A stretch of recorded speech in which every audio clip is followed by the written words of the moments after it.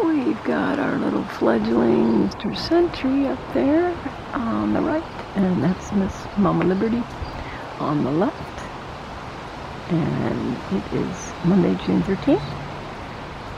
The ground crew is out here, Sue, Mike, and I, this morning, and finally Mike was able to spot Sentry an hour or so ago. We were hearing some squealing. We were seeing the adults kind of heading over to this area, so we thought this is where he might be at. You gotta follow the parents. Star hasn't quite fledged, but is showing signs of doing so fairly soon too.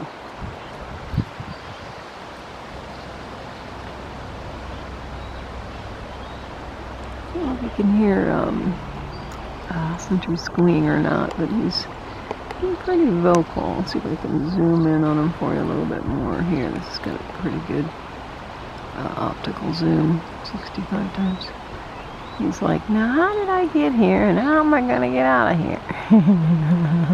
And it's really breezy today. It's probably not making flying easy for our little one. New flyer here.